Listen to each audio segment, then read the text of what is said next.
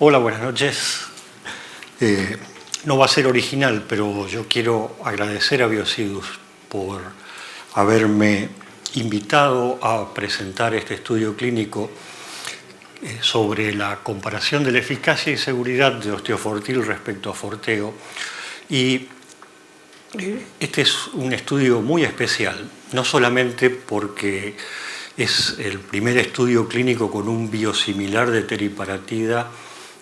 Yo creo que el único biosimilar de teriparatida que hay en el mundo, si no estoy equivocado, sino porque además es un estudio que se condujo enteramente donde yo trabajo, que es el Instituto de Investigaciones Metabólicas, y además Biocidus tuvo la cortesía de permitirnos participar en el diseño del estudio, en la selección de los procedimientos, en cada paso del estudio, por lo cual este es un estudio del que yo personalmente y todos en IDIM estamos muy orgullosos de haber participado. Vamos a ver cuáles fueron las hipótesis que manejamos para diseñar este estudio. Osteofortil,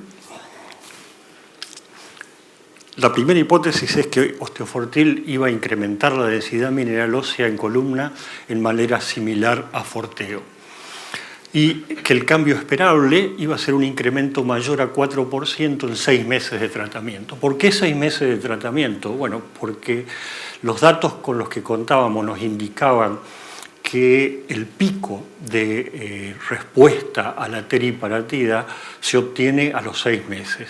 Esa evidencia estaba en la bibliografía, pero además nosotros teníamos un estudio metodológico en IDIM en el cual habíamos hecho tomografía computada cuantitativa de columna lumbar en pacientes con osteoporosis tratados con teriparatida, y esas tomografías fueron evaluadas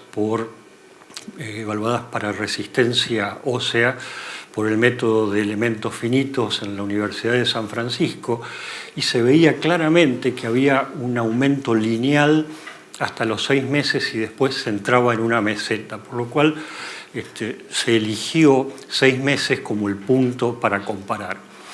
Fue bastante más difícil elegir el umbral del 4%, porque cuando comenzamos a buscar antecedentes para fijar ese umbral, que era muy importante porque nos iba a decir el tamaño de la muestra que necesitábamos, encontramos que había muy poca información sobre densidad mineral ósea medida por DEXA a 6 meses. Así que finalmente utilizamos un estudio de Japón, el estudio metodológico que les mencioné, y otro estudio clínico que habíamos realizado en IDIM, y acordamos este umbral del 4%. Y la segunda hipótesis era que el tratamiento con osteofortil durante 12 meses iba a incrementar la densidad mineral de manera similar a Forteo por 6 meses, seguido de osteofortil por 6 meses. Esta hipótesis tenía 3 razones para exponerla. Una era la necesidad de contar con los cambios de densidad mineral ósea inducidos por osteofortil a 12 meses. El segundo era tener una idea de qué podía ocurrir si uno tenía pacientes que estaban en tratamiento con Forteo y los cambiaba a tratamiento con osteofortil. Y la tercera era simplemente ética, y era ofrecerle a todos los pacientes que aceptaban participar en el estudio al menos 12 meses de tratamiento. O sea que con estas hipótesis definimos los objetivos de eficacia y seguridad del estudio.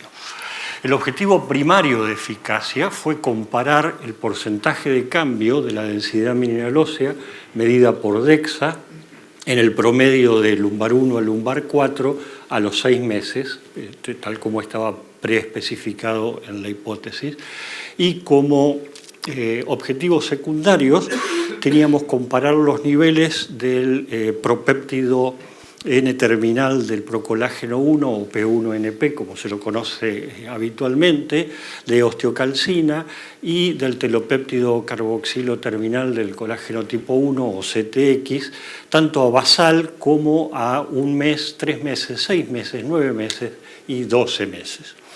Y también comparar el porcentaje de cambio de la densidad ósea en columna lumbar medida por tomografía computada cuantitativa, que ustedes lo conocen, están más familiarizados con la sigla en inglés QCT. A los 6 meses, esto se hizo en lumbar 1 y lumbar 2. Si había alguna fractura preexistente, la paciente tenía una fractura en lumbar 1, evaluábamos lumbar 2 y lumbar 3. Si la paciente tenía una fractura en lumbar 2, evaluábamos lumbar 1 y torácica 12. Y en cuanto a seguridad, los objetivos fueron comparar la generación de anticuerpos antiteriparatida también al basal y a los 3, 6, 9 y 12 meses mediante un método de ELISA desarrollado en Biocidus, y también comparar la incidencia de eventos adversos relacionados o no con la medicación. El diseño final fue un ensayo clínico randomizado o aleatorizado, como se dice en español, ciego para el evaluador, lo cual significa que los profesionales que evaluaban los estudios complementarios, los estudios de DEXA, los estudios de laboratorio, los estudios de tomografía computada, eran ciegos a la asignación del tratamiento que el paciente tenía, entre dos formulaciones, el producto de referencia Forteo y Osteofortil, el producto de Biocidus. Todos los pacientes recibían Forteo y Osteofortil en las dosis que están aprobadas, 20 microgramos por día, como una inyección subcutánea, preferentemente en la zona lateral del abdomen y por la mañana. A continuación de los 6 meses de comparación, había 6 meses de extensión, donde todos los participantes fueron invitados a continuar el tratamiento con Osteofortil. Y, por supuesto, todos los pacientes recibían suplemento de calcio y vitamina D.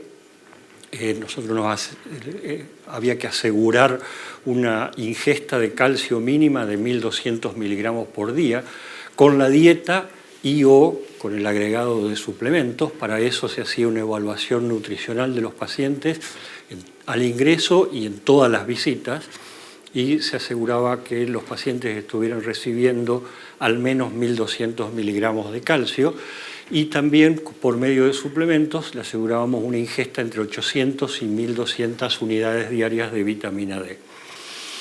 La sede del estudio, como ya les dije, fue el Instituto de Investigaciones Metabólicas. El investigador principal fue el doctor Sancheta y, por supuesto, el estudio se sometió a la aprobación de un comité independiente de ética, se informó al ANMAT, como dictan las regulaciones, y se registró en el sitio web clinicaltrials.gov con este número identificador, donde si ustedes quieren tener acceso, ahí está el protocolo, están todos los datos y puede verse todos los detalles del estudio, están disponibles en la web.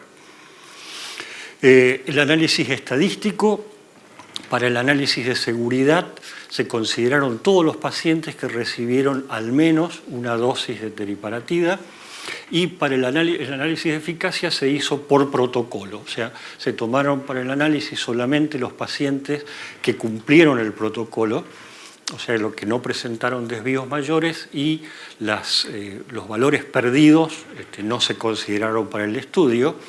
Y según el parámetro evaluar, se usó una ANOVA para muestras para mediciones repetidas o la prueba exacta de Fisher.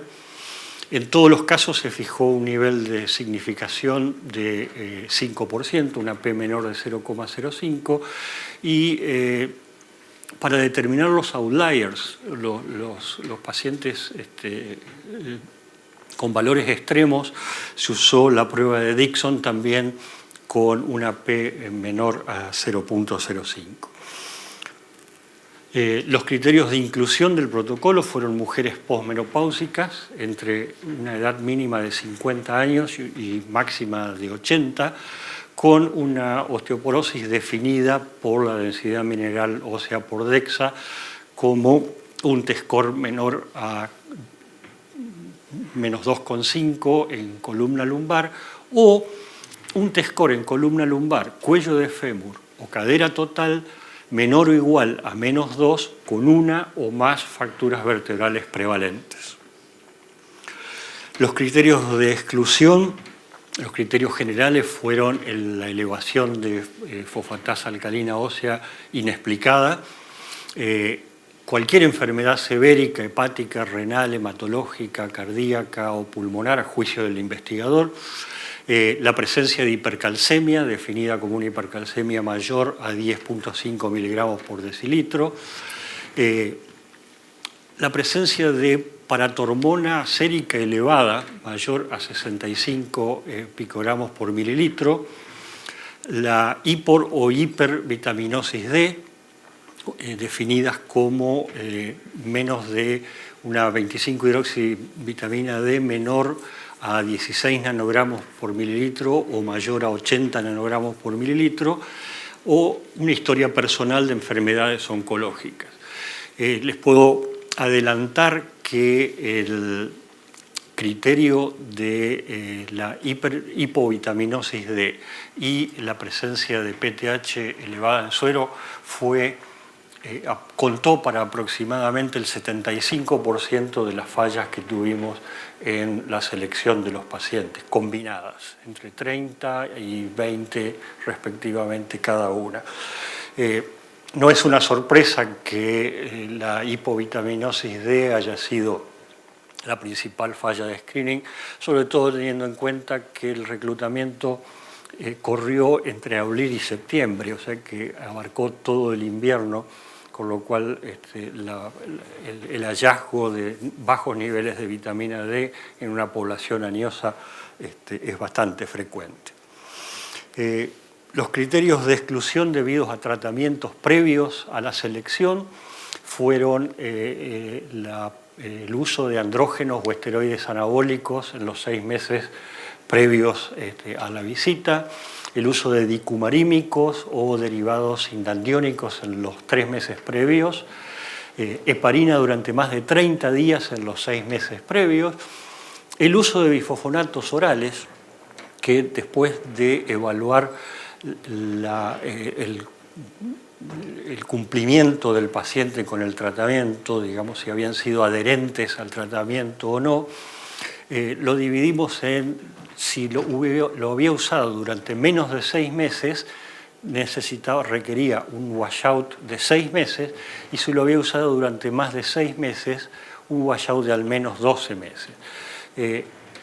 Esta flexibilización del uso de bifosfonatos se hizo porque la verdad queríamos hacer el estudio y la exposición a bifosfonatos de nuestra población es muy alta, y si hubiéramos puesto un criterio de exclusión donde cualquier uso de bifosfonato hubiera excluido la participación de los pacientes, creo que nunca hubiéramos juntado el número suficiente, y además porque había un consenso en que ese era más parecido a la población que los médicos iban a encontrar en el uso clínico del tratamiento, que el hecho de excluir completamente y poner solamente pacientes absolutamente naïf de tratamientos con bifosfonato. El uso de estrógenos, SERMs o calcitonina en los 3 meses previos también excluía, y el uso de teriparatide, estroncio, flúor o bifosfonatos por vía parenteral en cualquier momento fue criterio de exclusión. Había algunos criterios de exclusión más que son generales de todos los protocolos, como el consumo excesivo de alcohol, las enfermedades psiquiátricas o el criterio del investigador principal, cualquiera fuera la causa, pero estos eran los criterios de inclusión y exclusión más relevantes. Vamos a pasar a los resultados. Este es el diagrama de disposición de los pacientes. O sea, se hicieron 192 visitas de selección. De esas 192 visitas de selección tuvimos 91 fallas de screening. Y cuando le presenté los criterios de exclusión, olvidé decirle que los pacientes que se presentaban con hipovitaminosis D, el protocolo daba la posibilidad de fallarlos, reflexionarlos con vitamina D y volver a testearlos un tiempo más tarde. O sea que las 192 son 192 visitas de screening y no exactamente 192 pacientes. De cualquier manera, hubo 91 fallas de screening y en la rama osteofortil, que está aquí en verde, se randomizaron 50 pacientes y en la rama forteo se randomizaron 51 pacientes, pero un paciente fue discontinuado inmediatamente después de la randomización porque fue randomizado en forma errónea, porque en realidad cumplía un criterio de exclusión, por lo cual se discontinuó y su tratamiento fue asignado a otro paciente. Durante los 6 meses de tratamiento hubo 2 retiros de consentimiento informado en el grupo osteofortil y 3 en el grupo forteo, o sea que a los 6 meses quedaban 48 y 47 pacientes respectivamente en cada grupo. En ese momento se les ofreció continuar en el estudio recibiendo osteofortil, las que venían recibiendo osteofortil continuando con osteofortil, las que tenían forteo pasando a osteofortil, de las cuales de estas 48 aceptaron 39 del grupo osteofortil y 34 del grupo placebo, o sea que este fue el grupo que entró a la extensión, y durante la extensión hubo 3 retiros de consentimiento y 2 retiros de consentimiento en cada grupo, o sea que los 12 meses los completaron 38 pacientes del grupo osteofortil y 32 del grupo forteo, que le llamamos grupo forteo, pero es el grupo forteo que después que completó con osteofortil. Estas son las características de la población a la visita de randomización. Los pacientes tenían una edad de más o menos 65 años, un índice de masa corporal de 26, tenían alrededor de 20 años de tiempo de menopausia, habían usado bifosfonatos en un promedio de 9 y 12 meses en cada grupo. La calcemia era idéntica en los 2 grupos, igual que la fosfatasa alcalina, la 25-hidroxivitamina D, todos los marcadores de formación y resorción, la densidad mineral tampoco era diferente, ni en T-score ni en valores absolutos. Tenían 25 y 22% de los pacientes en cada grupo tenían fracturas previas, o sea que 24 de los 100 pacientes tenían una fractura prevalente, y la densidad mineral volumétrica medida por tomografía computada cuantitativa también era similar. En general no hubo ninguna diferencia significativa entre los 2 grupos al comienzo del estudio. Les voy a mostrar primero los resultados de los marcadores de formación y de resorción. Esta es la curva de evolución del P1NP y aquí abajo tienen las medias de los valores a cada punto. Como era de esperar, ambos grupos tienen un inicio rápido y agudo de la formación ósea que se mantiene hasta más o menos los 6 meses, los dos grupos en forma bastante paralela, y luego se ameseta, eso está bien descrito en la literatura, es el comportamiento habitual que uno ve de los marcadores de formación en los pacientes tratados con teriparatide. En ningún punto hubo una diferencia significativa entre los 2 grupos. Y esto es los valores a mes 6. Esto es un diagrama de Box and Wechsler. Si no están por algo familiarizados con el uso del diagrama de Box and Wechsler, la parte inferior del box muestra el primer tertilo, la mediana muestra el segundo tertilo, la parte superior el tercer tertilo, y estos son los valores extremos, y los puntos son los outliers o mediciones extremas. Como ustedes pueden ver, la distribución de la varianza en los dos grupos estaba completamente superpuesta y, por supuesto, no hubo diferencia significativa a los 6 meses. En osteocalcina el cuadro es bastante similar, es otro marcador de formación con aumento rápido al primer mes, que continúa hasta los 6 meses, luego se ameseta y nuevamente no hubo diferencia estadísticamente significativa entre los grupos en ningún punto de medición. Y este es el Box and Whistler. Nuevamente hay una superposición de la varianza de la muestra y tampoco diferencias significativas. Como pueden apreciar, en los marcadores, tanto en el P1NP como en osteocalcina y después en los otros que les voy a mostrar, la variación, la variabilidad de los resultados en los dos grupos era muy alta. Esto es el cetelopéptido, que también muestra el curso en el tiempo habitual de teriparatide. Al primer mes no hay respuesta, creando la famosa ventana anabólica. Luego, después del primer mes, empieza a aumentar, aumenta hasta el 6º mes y después se ameseta o declina un poco.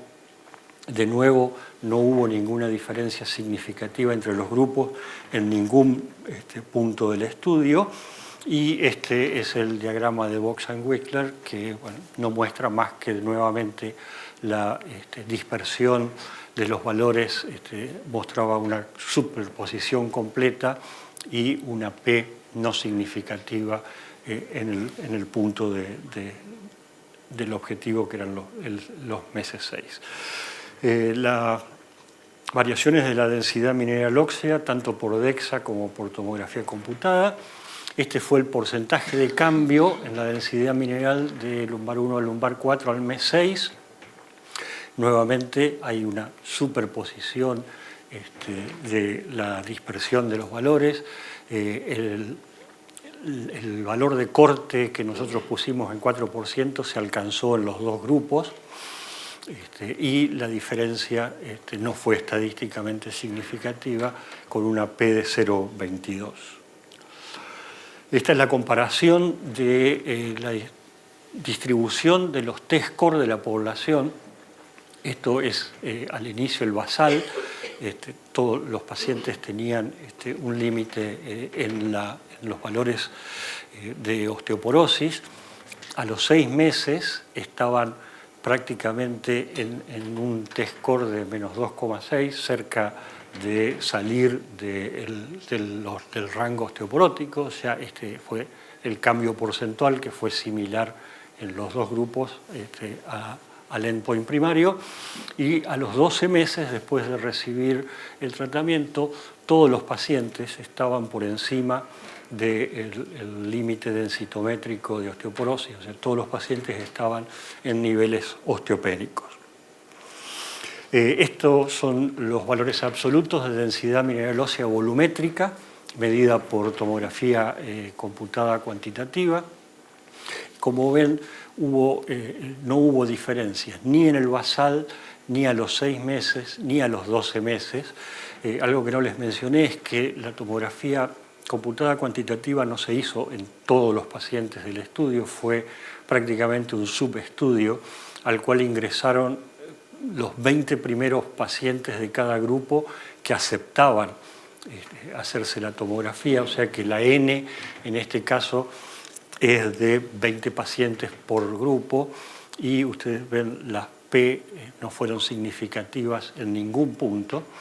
El aumento de densidad mineral volumétrica medida por tomografía computada fue de 15 y 17% sobre los valores basales respectivamente para osteofortil y forteo, pero luego de los 6 meses, eso fue los 6 meses, y luego de los 6 meses hubo un importante amesetamiento de los valores y aumentaron solamente un 1,7 y 2% más, confirmando lo que nosotros pensábamos en la hipótesis de que los efectos más relevantes sobre la densidad mineral y la resistencia ósea de hormona paratiroidea se registran en los primeros 6 meses de tratamiento. Con respecto a la seguridad, estos fueron los principales eventos adversos, no sorpresivamente hipercalciuria.